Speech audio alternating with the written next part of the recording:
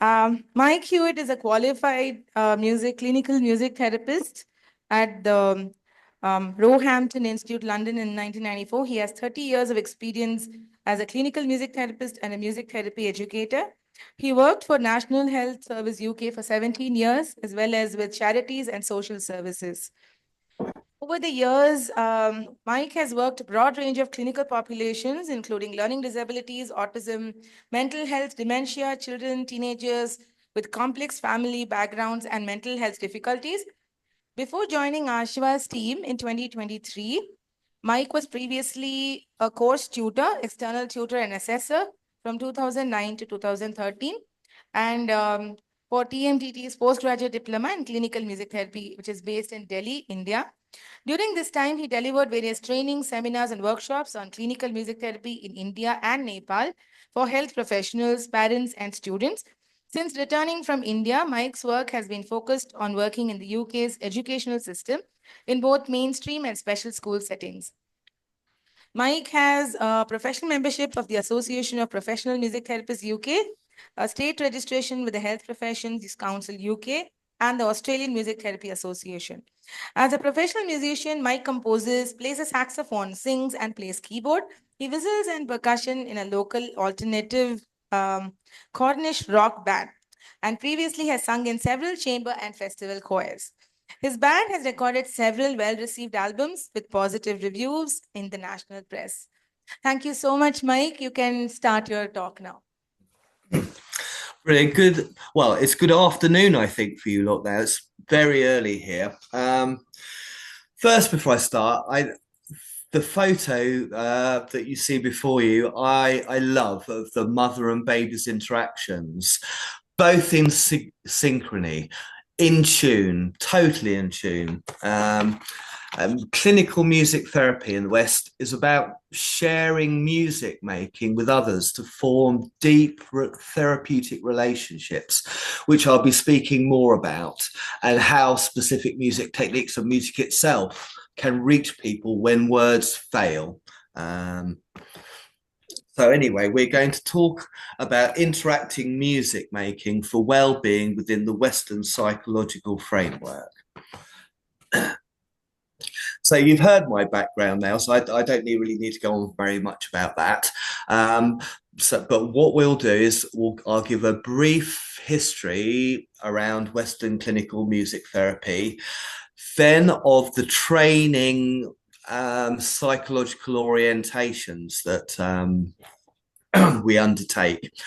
Then I want to look at some basic and important psychotherapeutic concept for therapists, and then looking at music and various techniques that we use to develop our therapeutic relationships through music. Somesh will then cover some of these core principles in relation to he'll just bring things to life really with a very moving case study, and hopefully it will make more sense to you then. Okay. When we're looking at the history of music, I have this picture of a lotus flower, and there are so many aspects of music throughout history where music is core to human lives, basically. It has a deep and profound connection with humans. I will concentrate more on the practical aspects, but music's been around since humans existed and been a fundamental part of all our life and activity. And today, the healing properties of music continue to be developed. As you can see, there's modern receptive techniques, there's personal self-expression, just where we sing or play for ourselves, performance, ancient shamanism, up to modern clinical music therapy. But really, what I want to do today is focus on some more of the technical aspects of what we do in the modern world. Firstly, I give a definition of what we see as music therapy. This is quite an old one, but I do like it. Clinical music therapy is the interactive, creative, and spontaneous music in a therapeutic setting. Provides a process through which clients can express themselves, become more aware of their feelings, and I'd say more able to cope with difficult feelings and to interact more easily. Clinical music therapy can also provide new insights. What it does miss out, though, is that music therapy is evidence-based, and that music therapists need to have trained on an accredited course. So we'll have a quick look at the psychological orientations. First, though, this is my old room for the NHS when I worked in Exeter. So you can see that we were able to have a wide range of instruments for people to be able to use and for us to work together. There we go. Firstly, we have psychodynamic, which basically is looking at psychoanalytic theory and looking at how past experiences can affect our here and now lives. It could be working in long stay wards or mental health rehabilitation. Secondly, humanist, which is about positive regard for our clients, accepting them for who they are. And it's also about self-actualization, which is for a person to be the best they can be. And people can often use these techniques in dementia, palliative care, and within developmental delay. Then we have physiological music therapy, which is it's body-based with foundations in neurology. And you may be working with physiotherapists and occupational therapists to try and regain maybe movement if you have a brain injury. Then we have developmental, which is based on human development psychology. So you'd be working in education or with autism. Finally, we have supportive, which is basically a combination of psychodynamic, humanistic, and developmental theories. And you can use that for more short-term work, really, in acute mental health within refugee camps, the end-of-life care, or with communities in crisis. There are some more receptive music techniques, such as guided imagery, where one will play music to an individual and let them explore what thoughts and feelings it brings up for them. But that's a separate training as well. Okay. Now, I'm just going to talk a little bit about some psychological theories. Now, this next slide is basically from Freud, but what I like about it is that it gives a good representation of how much of our thinking and feeling is at an unconscious level below the iceberg, which is also a reason why it's vital for music therapists to receive supervision so that they can ensure that our own feelings, don't get in the way of meeting our clients' needs. So we'll just have a look at some fundamental theories now. Firstly, just looking at defense mechanisms. We have many of these, and some of them are useful and positive, and others can be quite negative. But I want to focus on the last one, which is sublimation, which is when we have creative outlets for some of our feelings. So music, play, and hobbies can be a way of letting go of some of our difficulties and basically changing them into a positive and creative expression of ourselves.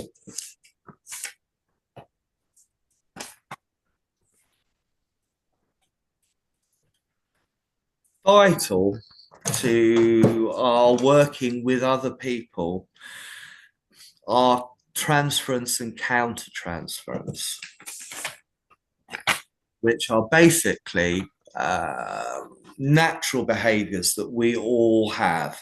And transference refers to certain unconsciously redirected feelings and fears and emotions from a client towards the counsellor that actually stem from past feelings and interaction with others and is transferred into the current relationship.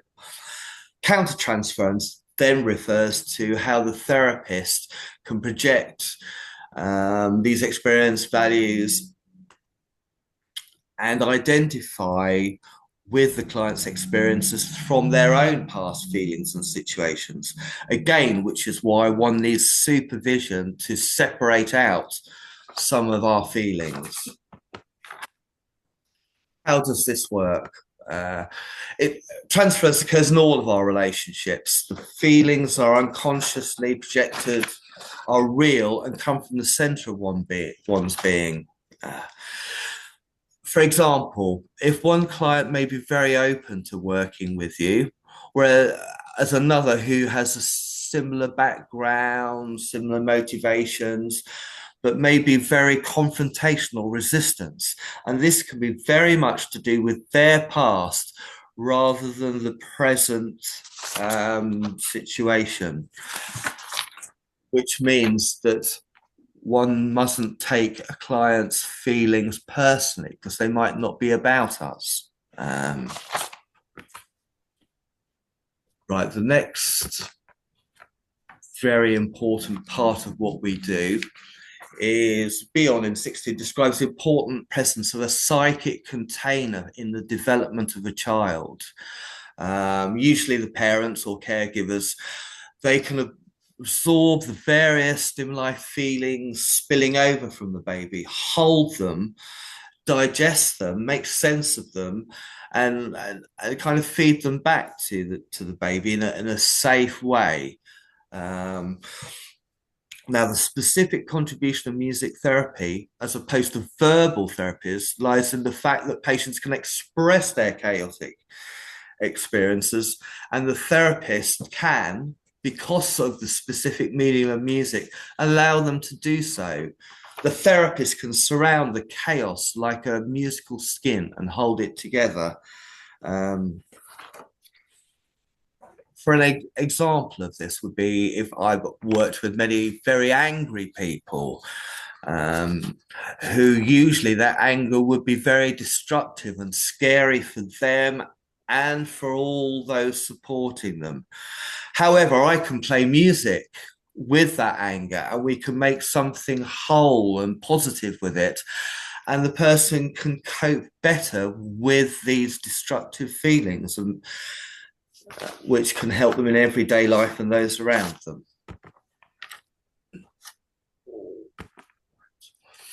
Now on to probably the most important psychotherapist that relates to music therapists. With Freud, he looked at death and sex and as our primary motivations. Winnicott focused on the interpersonal relationships and about creativity. If the patient cannot play, then something needs to be done to enable them to become able to play when psychotherapy may begin. The reason playing is essential is that playing the patient is being creative. And when we are creative, we are finding new solutions from ourselves around a current problem. Now, I'm just going to say a little bit about how music seems to have developed, particularly in the West, where music traditions have widened the gap between performance and audience. Someone else's music being performed by experts, artificial conditions with a ritualized audience response, ever divorcing us from our collective musical roots. The arts therapies and music therapy are one of the few areas of adult culture where art is not the sole province of a professional. People can play themselves. And how wonderful to think of ourselves as our own work of art. Now, what the arts therapists aim to share is to involve people in creative action, helping them to develop and thrive in the world. People's problems can be caused by handicap, chronic illness, or trauma, or something as simple but as no less devastating than a lack of confidence. Or an inability to believe they can communicate spontaneously or creatively in music. So, why music? All of music's central process can be found in the constitution of the human body. So, if you split music into rhythm, pitch, volume, timbre, or tone, you'll find physiological and psychological parallels with us as human beings. Rhythm. Without it, there is no music. It gives form and order. Our lives are full of biological rhythms, and we have days and seasons, and fundamentally in physics, vibrational energy. Now, with pitch, it can be high for tense, like a scream. Or it can be a low pitch, which can be relaxing, or maybe ominous, like a thud. Whereas a mother's voice might well be in the middle range, it's more comforting. Volume, that's about energy. It takes a lot of physical energy to be loud and takes a lot of subtle control to play quietly. And finally, timbre, which is the tone of voice. Basically, we discriminate people's voices, who we like and we don't like, the same with instruments and things. And our voices change with how we are feeling. And the timbre can grab our attention and curiosity. So, music therapy's job is to use various musical techniques to connect and to be with and to listen to our clients at a deep level. I hope you understand with these things that to become a music therapist, you need a high level of technical ability before being considered to be on a course, which is why we have to be auditioned first, so that we are able to effortlessly use some of the techniques that we learn in this process. How am I doing time-wise? Just checking. Halfway. Well, I'm doing very well, actually. I'm ahead of myself here. That's good. So, how do we use music? Well, I suppose one of the first and most basic techniques would be to mirror a person's activities. Just check this. So, mirroring is about doing exactly what the client is doing, musically and expressive and through body language. So we might be moving to how a person is, or playing a rhythm or some music in other ways to that. Using similar sounds or maybe the same. And this is particularly important for people, I suppose, who are at a very early developmental stage, very isolated in themselves, as a way of making a first point of contact to show there's somebody able to listen to them. Now, the next stage would be imitational copying, which is more like echoing or reproducing a client's response after they've completed what they're doing. And it relies on a client leaving space in music to imitate what he or she is doing, which very much reminds me of the spaces one has in conversations.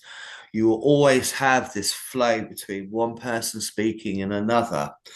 And when it's been looked at scientifically, you can trace these back to breastfeeding, whereas the rhythm of a baby feeding follows the same time path as our later human conversation. So it's quite fascinating how everything in humans is quite connected.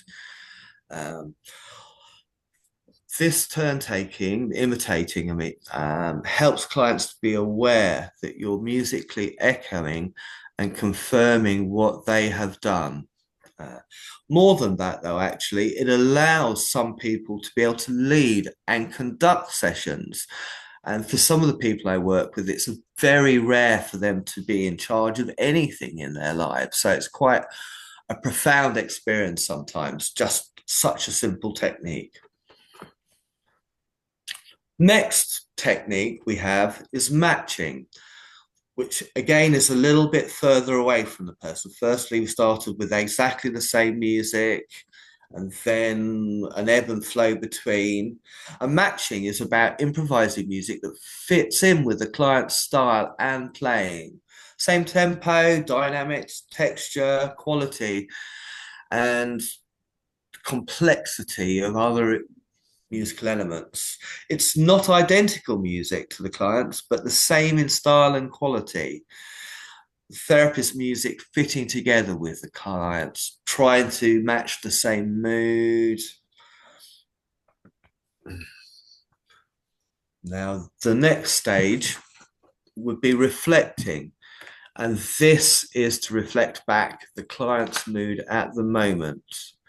Unlike the mirroring, copying, or matching, the therapist's music might be quite different from the client's.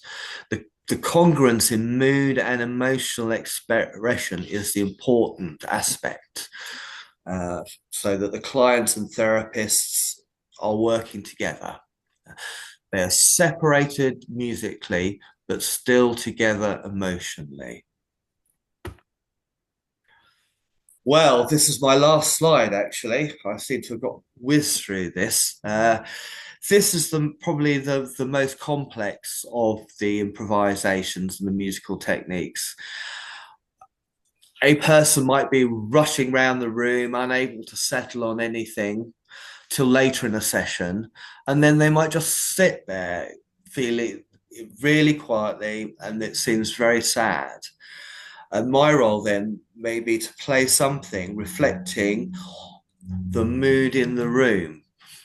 So I'm playing something that reflects their own way of being. And it's empathetic because it doesn't try to change the client's feelings or behavior, and that the therapists play the client's feelings to them, not trying to change them or make them happier, but to make them feel heard, listened to, and understood.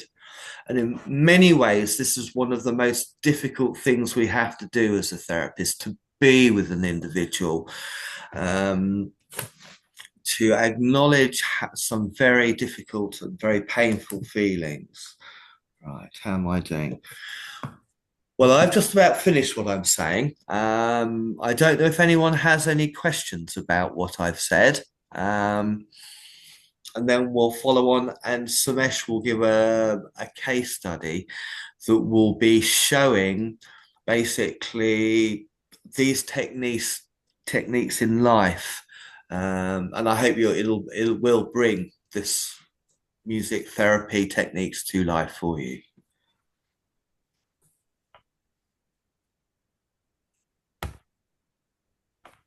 So I don't know if anyone has any questions.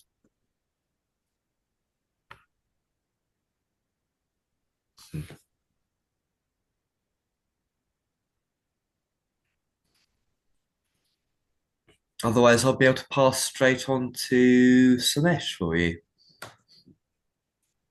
Okay, thank you, Mike. We'll move on. Before going ahead with the case study presentation, I will give a brief introduction. This is Somesh. I'm speaking from Bhopal, MP, India. I have been working as a clinical music therapist for more than 17 years. I got trained under Dr. Margaret Lobo. She is with us today online as well in 2007, and then I've been working for her. And the area of my clinical work has been special education, aged care, mental health, corporate clients, and underprivileged children and teenagers. Also, as an educator, I have been teaching. I taught more than 6 batches of postgraduate diploma in clinical music therapy, run by Dr. Margaret Lobo. And we are finishing our 7th batch on the St. Mira's Girls College, Pune, Savitribai Phule, Pune University. We are finishing that batch as well. So here, I'll be showing you a 3-minute clip, a video clipping of my work with a 12-year-old girl. She belongs from a underprivileged section from a slum area, and she has borderline. There is a traumatic background to her. When she was around 6 or 7 years of age, she saw someone hanging in her house. So there was a traumatic incident in her past, and since then she has very, very limited speech, almost no humming or verbalization here and there, but no speech. And the best thing is, after these 10 sessions I conducted with her, basically clinical improvisational, the active interactive method of music therapy, that's the approach. So after those sessions, she actually started speaking, and her socialization, and we can say that traumatic layers, couple of layers, could be released or healed. So, and the whole intention of sharing this video clipping is to demonstrate what Mike actually shared. All the music therapy improvisational techniques, which is mirroring, matching, copying, accompanying, grounding, reflecting, holding, contentment. All these things are very much in play in this small clip, as well as the elements of music and the therapeutic principles which Mike mentioned, and affect attunement. So a lot of this theoretical thing we are talking, it's very much we are demonstrating. So let's watch the clipping, and then I will share a little bit more about the outcomes and the impact of the work.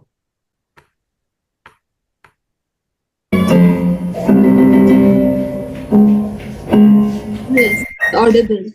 It's audible.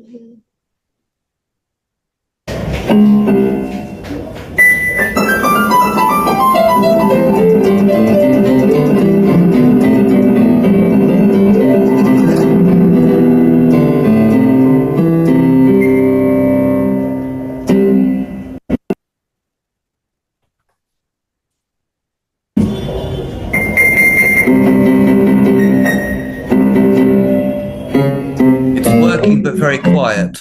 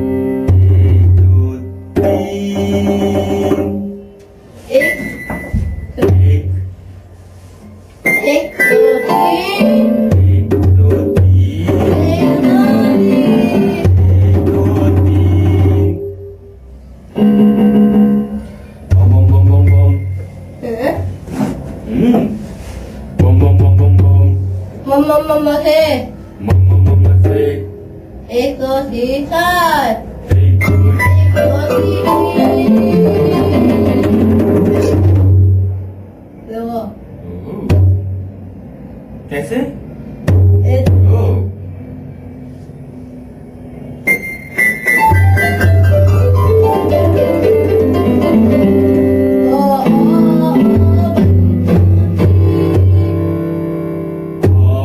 एक दो तीन. ऐसे बोलना Hmm. 1 2 3 4 5 एक दो दो चार तीन तीन चार. चार एक एक दो दो तीन तीन चार. चार एक दो दो तीन चार. चार तीन. एक दो तीन चार एक दो तीन चार एक दो तीन. एक दो तीन. oh yeah Ja, Huh? ja. Huh?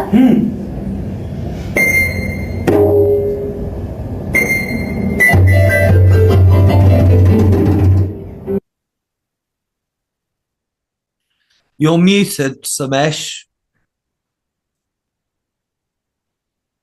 So with the clipping, a lot of these techniques were exercised. The key outcome which I could share with you is the way she's smiling, the relationship which she's sharing with me, the freeness of self-expression. It wasn't there at all. The trauma, the impact of trauma was such.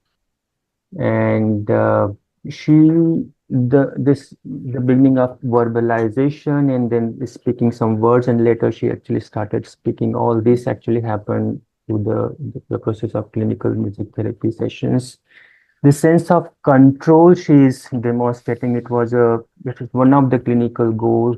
So in the process of her trauma, the feeling of loss of control and the vulnerable inner state she could have experienced, to giving her control, letting her do things. And no verbal prompting was done, like do something, say something, play something. It was all spontaneous with non-directive, client-centered approach. The mostly everything was done in music, through music. So that was, yeah, I think this is what I could share with you.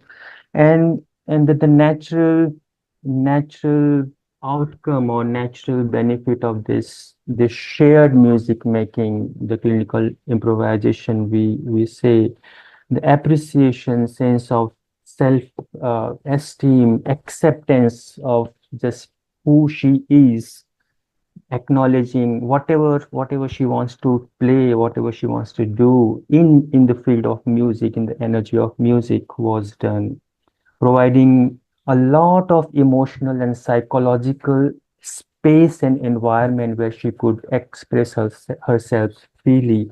And in that process, what releases unconsciously was releases from the domain of the trauma she is experiencing. It's yet to be researched, but yes, we can see the results in her socialization, in the emotion and the psychological state.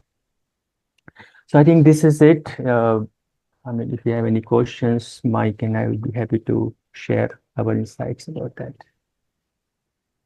And over to Mike. I was just thinking that even though this girl is so traumatized, I think you gave her the confidence to be able to interact again by being with her rather than trying to solve something for her or to actually help her in any other way than just to be with and listen to and to play. And sometimes the simplest things are the most profound. And we live in a life these days where it's busy, busy, busy, and we don't have time to stop and just to be with anything. Certainly in the West, it's very much like that. And I find that the space we provide for people to be in is as important as what we do, actually.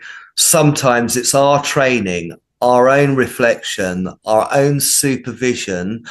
And I think our things like meditating, I think, an ability just to be and to feel emotions rather than reacting to things, they can be what can save someone's soul, I think.